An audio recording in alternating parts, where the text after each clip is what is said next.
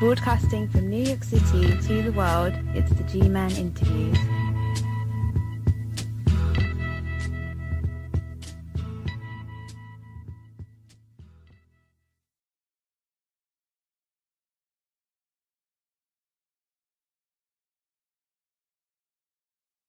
Welcome. In mid-September of this year, I received an email from Melissa Lawson, a former resident of the state of Texas who relocated to Arizona in 2012. According to the email, she left Texas with the hope of obtaining a better life. However, shortly after her arrival, things immediately began to take a turn for the worse as a result of her inability to find work. Ms. Lawson, a woman with an IQ of 238, was thrust into poverty and moved into a dilapidated bus at a Cottonwood, Arizona junkyard. She now lives in an old camper on the site and lives without basic necessities. The stress and strain of the situation forced her to place her daughter in temporary foster care, a decision that she says she's come to regret.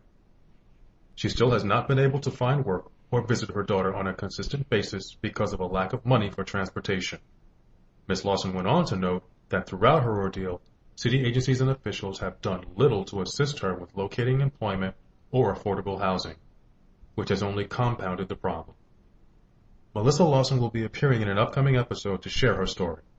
For now, her spiritual counselor and friend, Reverend John Aaron BAUMANN, joins us to discuss what he calls a crisis in the Cottonwood community that's being ignored by the local media and local and state officials. Reverend BAUMANN is among a contingent of ministers in the Cottonwood area that have decided to go public in effort to end the devastation and help distressed families. Welcome, Reverend BAUMANN.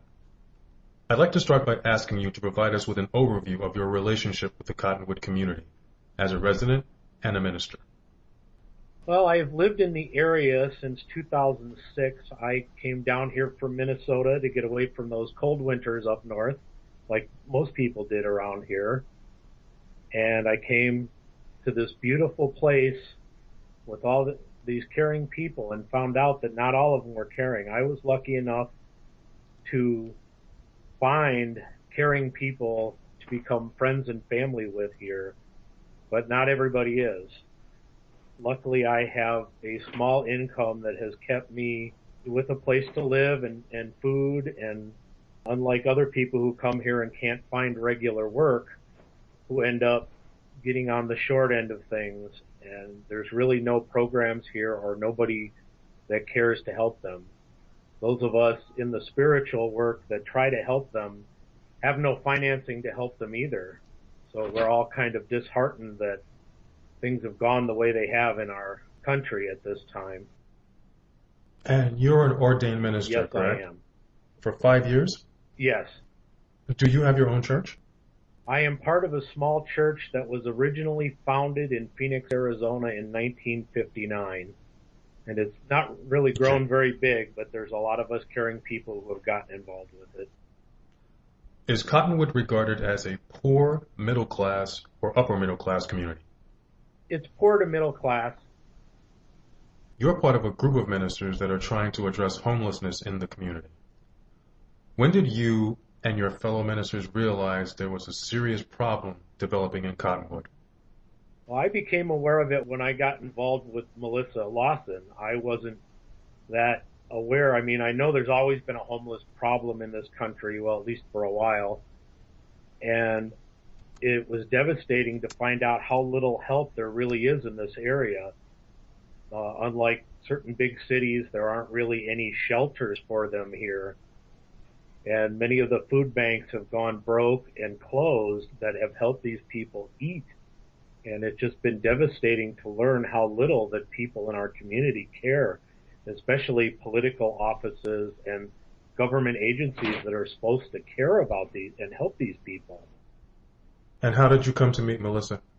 I've actually known her brother, David, for a couple of years. He showed up at our church a couple of years ago when him and his girlfriend came to the Cottonwood, Sedona area to live, and they ended up having a similar problem. They couldn't find work, they couldn't find a place to live, and they decided to return to Michigan, where she was from, and save up money and get things a little better until they came back. And when they came back, they brought her brother and Melissa and Sedona to this area, and they started off camping out as an adventure, and it just never got much better for them. And they all left and left Melissa in Sedona here, and that's when myself and my special friend and fellow minister, Krista Rose, got involved and found a way to help Melissa in Sedona. At least we thought we did at the time. And how would you describe Melissa's character? And the reason why I'm asking this question is because a good number of people have a certain image of the homeless or a person that becomes homeless. So I'd like you to kind of shed light on the type of person that she is. Melissa is a very caring and loving person. She goes out of her way to help other people. I think is part of the reason why she's had as much problem as she has, because she's more interested in helping other people than helping herself sometimes. But she's really such a heart-centered and loving person, and she's always tried to help everybody that I've seen her deal with, including people who are better off than she is. I was informed that you and a fellow minister were instrumental in helping Miss Lawson see her daughter on a number of occasions. Could you explain? Yes, due to the fact that Melissa is homeless again and she has no vehicle, Reverend Krista Rose and I have been helping her keep visitation with her daughter. Well, where I live in an apartment complex, we have a pool and a grill, so we bring them over and we swim and we grill out and have a picnic, or we take them places just so they can have some fun together. Well, it turns out CPS didn't tell us that those visitations had to be regular and consistent, the same time and the same day every week. And because something came up and we couldn't do it at the same time a couple of weeks in a row, they suspended visitation rights for a week. So after that week, she'll have access to visitations again? Because I was led to believe that they had cut her off altogether. That's not the case. Well, they did, but as of yesterday, Melissa informed me that the visitations are back on. We don't know. I don't know personally, because I only heard from Melissa what happened, what exactly was said, and I don't know how strict they're going to be about the consistency.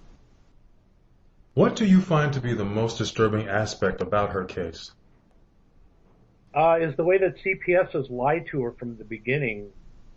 I and Krista Rose were at the very first team meeting after CPS was brought into their family, and they promised that in a very short time they could find her housing, and they felt it was in the best interest of Sedona, her daughter, to be turned over to temporary foster care, and they kept repeating that there would be no restrictions. Melissa still had full rights as a parent, and there would be no restrictions, no question of her rights as parent or anything like that. And from the beginning, there have been restrictions. The school won't talk to her. Her daughter got sick one day, and the foster care provider would not do anything about it. And when Melissa called, the school said, "We can't tell you anything. Your daughter's been taken away from you." You said the local media hasn't bothered to cover the problem of homelessness. I contacted ABC 15 News in hopes of obtaining information and to give them first shot at breaking this story. The person I spoke to said, and I quote, "That area is 2 hours from us." That was the extent of the conversation. A second email was sent to the station several days later, which was ignored. I also contacted the mayor of Cottonwood, Diane Jones, and Ezra Loring at the Office of Constituent Affairs for Governor Jan Brewer, and invited them to provide comments or information regarding this issue. Hopefully they'll respond. If so, I'll include the comments in Melissa Lawson's episode. But as far as the local media is concerned, do you have any idea why they haven't looked into the problem of homelessness within Cottonwood? Well, ABC 15 is right. They're in Phoenix. They're 2 hours away, and they don't look at us as part of their viewing area, even though as far as the TVs here, the cable companies and the satellite companies consider they are our local TV. But they have no caring for anything outside the general Phoenix area. The last time they reported anything in this area is they were all upset because the city of Sedona decided to recognize same-sex domestic partnership. That was the only thing that they covered? Yes. Is there anything else you'd like to say in closing? I would just like to say I think it's sad that the state, our country, and this state has gotten in, that people don't care about each other, people who claim to call themselves Christian, and they turn their back on the poor and the homeless and the sick, and not only turn their back on them, but want to take away what little they have, the few programs our country still has to provide for these people who are not lazy. Many of them have to work hard every day just to survive, but there are no jobs that they can get. There's nothing for them, but they strive every day, and many of them are happier than people I know who have money, and I'd like to see them get the help that they really deserve. Again, I thank you for being here, Reverend Baumann. You're welcome. That's going to do it for this edition of the G-Man Interviews. Thank you for tuning in, and feel free to contact me with comments, questions, or requests to be on the show at fromthegman@gmail.com. Until next time, stay cool, stay safe, and stay informed.